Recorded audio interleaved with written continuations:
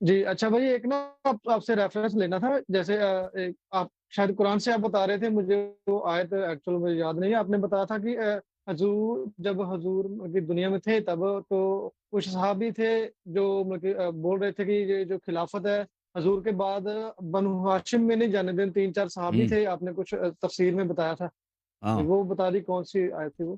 ہاں دیکھیں، یہ صحابت ہے جنہوں نے آپس میں انہوں نے پیکٹ کیا، انہوں نے آپس میں کانٹریکٹ کیا، یعنی انہوں نے آپس میں طے کیا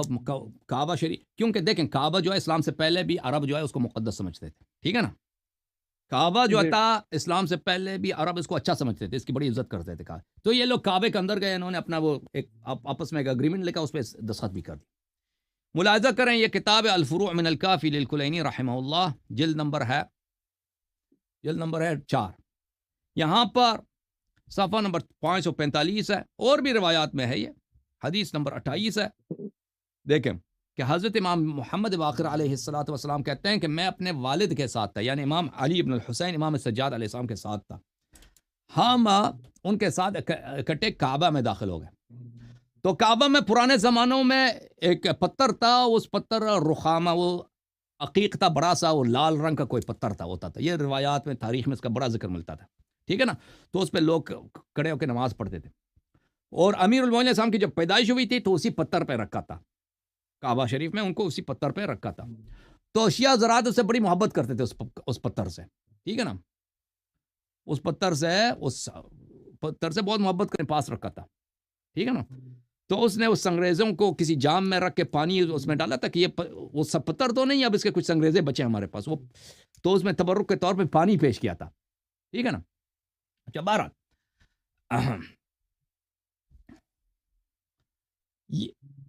تو میں اپنے والد کے ساتھ گیا، وہاں پہ رخامہ حمراء تھا بین العمودین، وہ 2 ستونوں کے درمیان تھا وہ پتھر، تو میرے والد صاحب نے اس پہ نماز پڑھی ہے، یعنی امام علی ابن الحسین امام سجاد علیہ السلام نے۔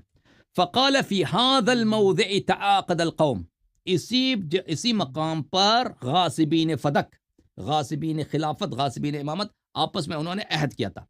کعبے میں آ کر انہوں نے آپس میں عہد کیا تھا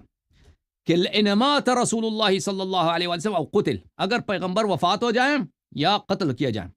لا اللہ يرد هذا الامر فی احد من اہل بیت، اس امر امامت و خلافت کو اہل بیت کے کسی فرد کو نہیں جانے دیں گے بھائی،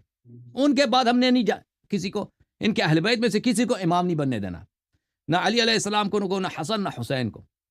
قلت تو میں نے کیا، ومن کان، میں نے وہاں پہ کون تھے، کان الاول والثانی، خلیفہ اول خلیفہ ثانی، نمبر 1 نمبر 2 وہاں پہ تھے،